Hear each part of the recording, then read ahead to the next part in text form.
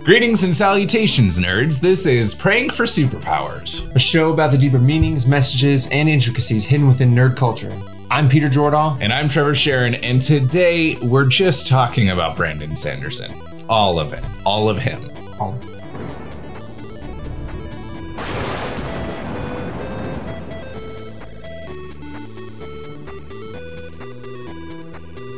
We want to say a big thank you to our sponsor, Petrus Family Games. They've been supporting us in some wonderful ways and giving us a place to call our home for this show. And you should check them out if you're in Colorado Springs.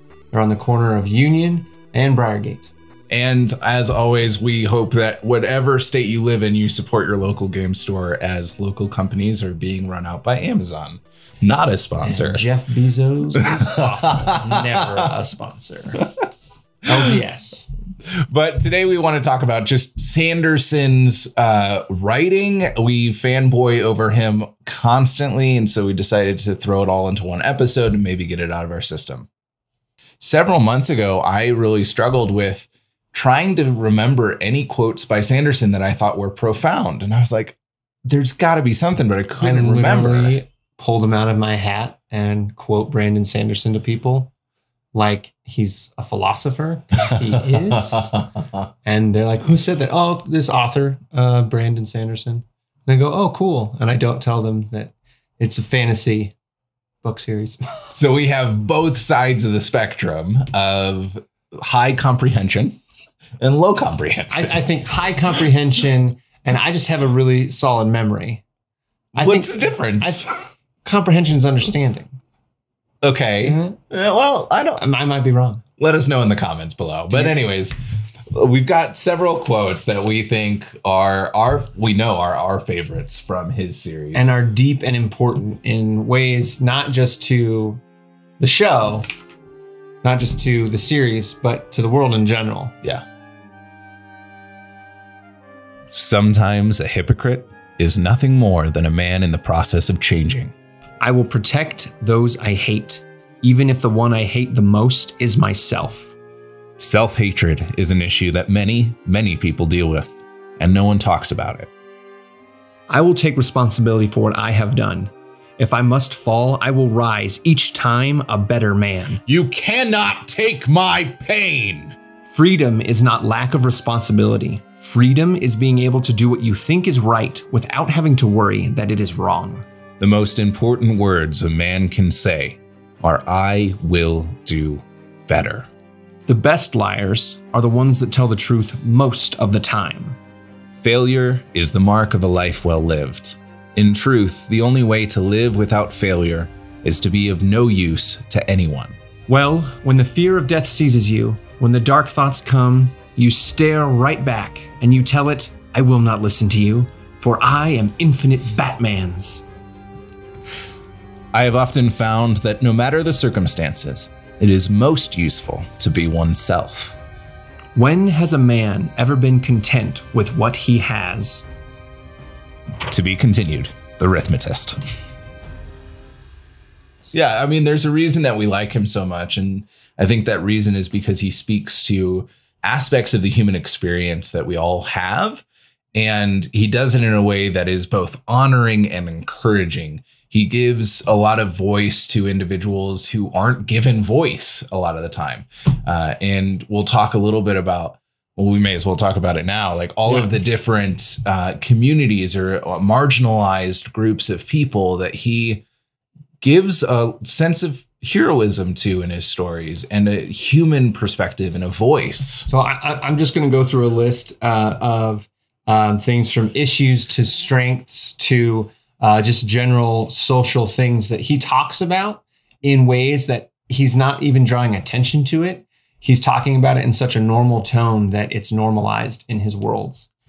So we have depression and seasonal affective disorder in Kaladin, substance abuse and theft, alcoholism in Dalinar, being abused as a child, coming from a broken home and dealing with the guilt of murder in Shallan. We also have the displacement of peoples in Roshar, which, sorry, big spoiler for Oathbringer. Oathbringer, spoiler. But I think if we look at it from a perspective of the Native Americans and the colonialization of America, it's a really interesting conversation that he begins at the end of Oathbringer. Yes. We jump into the LGBTQ community with non-binary characters in the Khandra. Wayne is a pansexual in the Wax and Wayne novels. Renette and Drehy, two of his characters, are both same-sex attracted. Yasna Kholin is, I believe, to be asexual. They haven't said that specifically. There's just so much they get into. And he moves on from there. And it honestly, to me, it gets more and more impressive.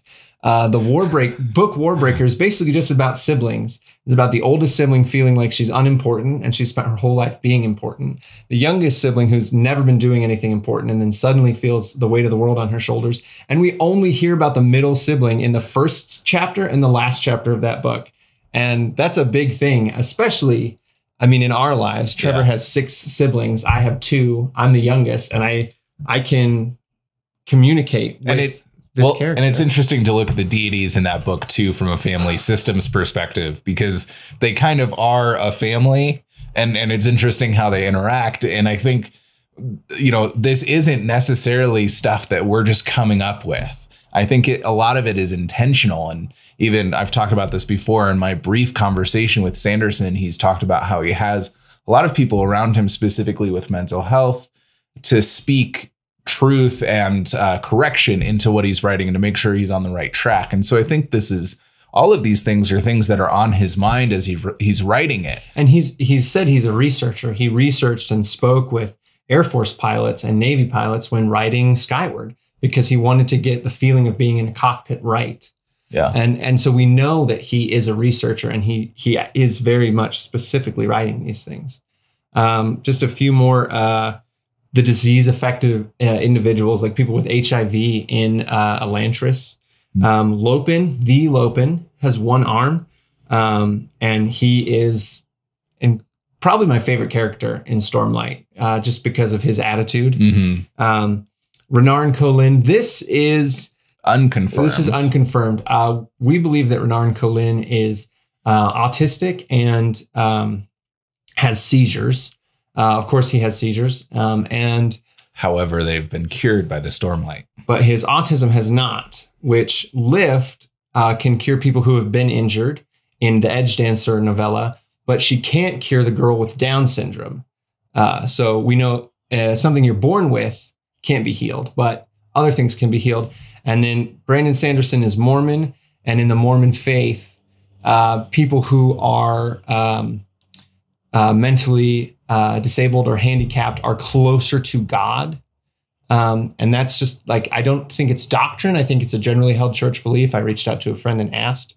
And so, which we see very clearly in the Mistborn series, where the more insane you are, the stronger ruin or preservation can communicate to you. Right. And so this is the opposite side of that coin.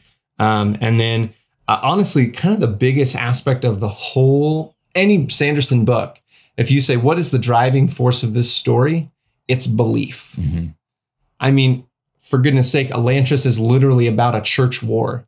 It's a 3-sided church religious war. That's all it is. And you get into every other book, and all it is religion. Warbreaker, it's literally a god, the unseen god who has failed versus the seen gods who are useless. Mm-hmm. And you know, spoiler alert, you move into the Way of Kings, God is dead. So was God ever actually God? You know, Kaladin says, I don't think Dalinar's answer is right. Just because he wasn't God, mm-hmm. or because he failed doesn't mean he was, but there's probably still something else out there. Yeah. There's just so much he packs into all of it. Yeah, it's so dynamic in the concepts that he speaks to that are really easy to pass over. I mean, it's not hard to miss certain aspects of what we're talking about. That's why I love it. Yeah. Because it's normal. And it's not in your face. I think that social justice oftentimes has to be in your face and aggressive. However, I don't think that's the only way that it can be done. And I think Sanderson does a really excellent job of being for social justice, but in a really subtle and cunning way that you see these characters and you learn about them as people, as characters, and then you then we see them in these categories that we naturally put people into. And I think being able to do that in the reverse is the cure for the marginalization of individuals and discrimination and prejudice. Is once we realize that we're all human beings and that's the main category, things begin to change. Is literally like the entire topic of the Stormlight humans versus the Shellheads, right? He looked confused, but he's a Parshman, so he's not human. And then it's like, oh, well, they are human. And they're just a different kind of human. And hopefully what we'll see is in Roshar, we will see that the humans start to try to find an alliance with the Voidbringers, with the Parshmen, the Parshendi, because I think that's kind of the conversation that we have now is how do we all live in this world together after such travesty, and how can we repair some of the damage and be in harmony with each other. There's my one for today. Get a point. I get a point every time I can use an aspect of a shard in normal conversation. But I think that hopefully we'll see that. The general idea of the Cosmere that we love, not just the Cosmere. I mean, it happens in all of his stories as well. But jumping into those quotes we talked about. We've got some fun quotes, and it may feel somewhat rapid fire, but as we go through these, I hope that you take a moment just to reflect on the comments. Are you doing it all from memory? You're just going to show me up? No. I need that. It's my Monday. I work tonight. I need these notes. Okay, I'm going to start with a humorous one from Skin Deep that I really love, and I've used this often. Is Legion number two. Well, when the fear of death seizes you, when the dark thoughts come, you stare the darkness right back and you tell it, I will not listen to you, for I am infinite Batmans.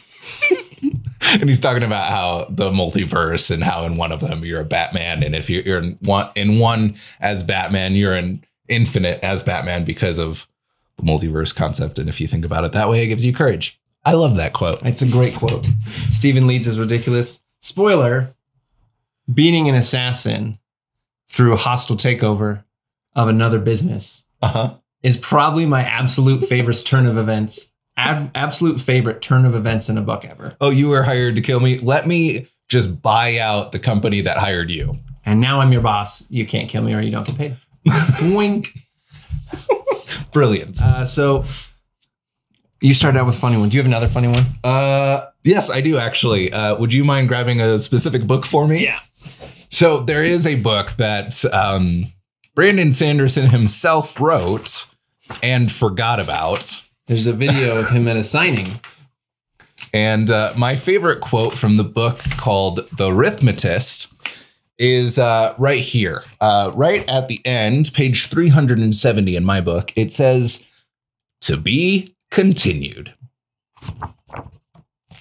The reason that's funny is because he doesn't remember writing his own book. He doesn't remember it exists. He's been asked several times, when are we getting a sequel? And he goes, what? What book is that? And he always looks at his publisher, and the publisher's like, the chalk magic one, the one with the magic with chalk. And he goes, oh yeah. That being said, it's only been 6 years. Yeah, it hasn't been super long. We gave Rothfuss 9 years, and we're all still stoked that Way of Kings #3 is coming out. Not Way of Kings. Sorry. The King Killer Chronicles coming out 2020. So, which we will be doing some episodes about. One quote that I think is somewhat humorous until you start to really dive into it is from Hoyd when he says, the best liars are the ones that tell the truth most of the time. That is something that I think we see even outside of Sanderson, is the idea of you have to tell the truth most of the time, and then they'll believe me when I lie. And it's interesting. That quote is basically, he perfected that quote because Vivenna from Warbreaker says that same quote when she's been, the good daughter her whole life. So she steals a bunch of stuff, gives a good reason, nobody questions her, and she heads off to save her sister. Well, and maybe since Hoyd goes through all the universes, that he actually heard Vivina when she said that, and he himself perfected it. Nice. I mean, Hoyd is basically Sanderson in the books. Yes. He is the Tom Bombadil of Brandon Sanderson's world. Sanderson. Yes, you are right. So this, I believe, is a Dalinar quote. It's easy to believe in something when you win all the time. The losses are what define a man's faith. Which I really like, just as like, it's not just in war, which is what he's referencing, but in life. You can believe something about yourself. You can believe something about your work, your family, your friends. And as soon as there's a loss, you question not just your faith, but your belief in what you thought was true. And that can be really difficult. Yeah. One that I like from Dalinar is, I'll take responsibility for what I have done. If I must fall, I will rise each time a better man. What is the most important step a man can take? And he says, obviously, the first step. And later at the end of Oathbringer, he says, what is the most important step a man can take? It's not the first step, but it's the next step. And I think that speaks so much power into anyone struggling, honestly, with any issue, because it gives you this like, okay, I failed on Tuesday. Doesn't mean I have to quit. Yeah. Tell you what, that's the hardest part about trying to eat healthy. For me, it's like, well, I failed 2 days in a row, so I might as well just quit.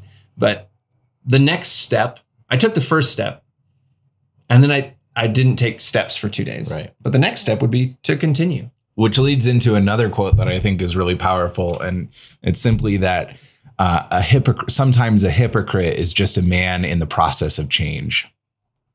God, I love that quote. It's so good. So good. And I think, so often when we are in the midst of change, I recognize this now that I'm starting to see clients and learn more about psychology and counseling, that the process of change is not easy, obviously.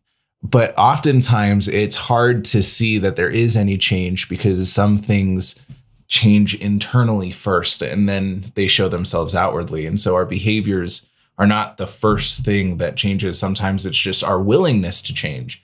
And then once we're willing to start thinking about it and examining it and noticing. And once we go through that process, we can start to make different choices in how we are behaving and the way we're interacting. And that can be really hard. And it's not 100% right away. It's, gradual, 1% at a time that we are going through this process of growth. Yeah. And it can look hypocritical of like, yes, I am trying to quit smoking. And the way that I have to do it is by cutting down on how much I am smoking. Yeah.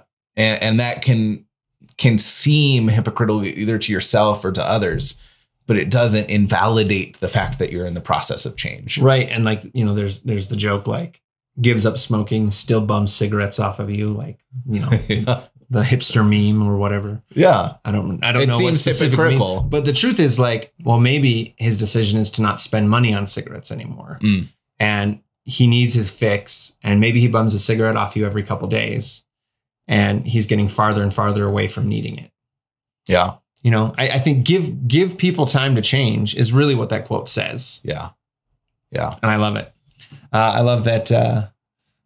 This is one of my favorite quotes. It's a Hoyd quote. I don't know in what book, but he says, it's going to be a paraphrase. Sorry, guys.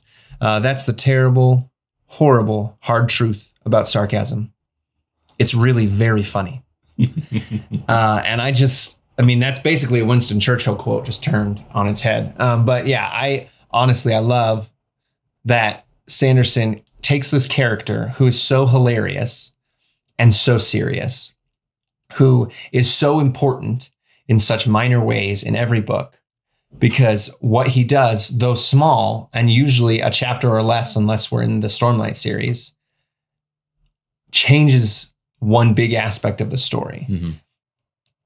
And he rescues Shallan from, bouts of depression. He rescues Kaladin by telling him the story of the Wander Sail. And all of these, he does all these amazing things, and then he just insults people and just is ridiculous and stupid while being hilarious. I love it. Yeah. And another quote that builds off of this concept that we're talking about is the most important words a man can say are simply, I will do better. Now I'm interested because the most important words a man can say that Gavilar was referring to, I think, were the oaths. Oh, correct. To bond the friend, right? Dalinar has taken it like, in life, what are the most important words a man can say? I will do better. I will rise each time. If I must fall, I will rise each time a better man. He says it so well, like multiple quotes. I will be better, which is great. But I'm interested to know if every character in the Stormlight series will have their own moment of the most important words they say. Will it be when Shallan forgives herself, or when Kaladin forgives himself, or when Tef's oath, I will protect those I hate, even if the one I hate the most is myself.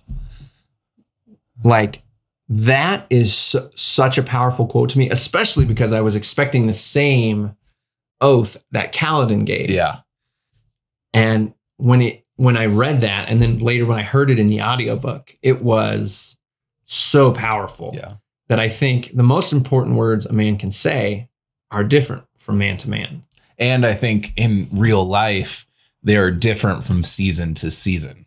And I think the most important thing that we can do in any particular season is to figure out what are the most important words I can say. What is the growth process that I'm in at this moment? And what do I need to say about it? And when we look, and this is very much a narrative perspective on growth and development, but I think that there's so much power to that, to be able to look back and put a title on the chapter of your life at that moment that is the most important thing I could say in this season is I will do better, or I won't give up, or I won't relent. I will allow myself a break. I will allow myself to fail. I will push myself to succeed. It's different in every season for every person. Yeah. This brings me to my favorite Brandon Sanderson quote, and the overarching quote over all of his stories, which is Hoyd telling the story to Kaladin in the chasms. And he says, the purpose of a storyteller is not to tell you how to think, but to give you questions to think upon. And that's what we've been doing. That's why this show exists, is because we took stories and have turned them into questions to think upon. Yeah. And specifically this episode, that's what all of these quotes are, all of these things we've talked about. Yeah. One quote before we end that I really think is important is Syl to Kaladin, where she says, just because someone always needs help doesn't mean they don't deserve it. As you know, we talk a lot about emotional and mental health on this show, and a lot of the times it can feel like you're a burden because you're always needing help. You can't feel like you can't do things on your own. And while I would challenge the concept that you can't do things on your own, I also want you to recognize that just because you always need help doesn't mean you don't deserve it. And we would look at Kaladin, who genuinely needs help all the time and is probably less abled than, say, Lopin with his one arm, or Renarin with his seizures. Yeah. And his difficulty with social situations. And yet very few individuals that I've talked to would say that they don't think Kaladin deserves support and help. And oftentimes it's easy for us to see ourselves as a negative character, or a character that should just go away, or isn't important to the story, or doesn't have redeeming characteristics. And one thing that I really like about Sanderson is that he does a good job of giving redeemable characteristics to every character. If we look at the Lord Ruler except for Sadeas. In Mistborn, except for freaking Sadeas. Sadeas has no redeeming qualities. Oh my gosh. But he's redeemed in Oathbringer. Right, Oathbringer, because they're like, oh, we can't. We can't. Brandon Sanderson is like, I can't make you just hate this guy. I need you to feel a little bit sad. Right. And I refused. It was a terrible move, Sanderson. I really disliked that. Yeah, but I didn't want to like him. No, when the choking scene, all that to say, You have redeeming characteristics. You are a human being here on this earth, sharing this life experience with everyone else. You can accept help from others. You can give help to others. Both are okay. We hope that you take some of the quotes that we've talked about today, you find some of your own, you research a little bit more, and that it gives you some hope and some encouragement, some phrases that you can use. I think, we even see with Dalinar that the reason he's able to come up with all of these mantras and these oaths that are so powerful is because he had an example set for him, whether through the Way of Kings or through Gavilar. And sometimes we just need a starting place. We need to know where we are in order to take that next step. We'll catch you next week. Catch you next week.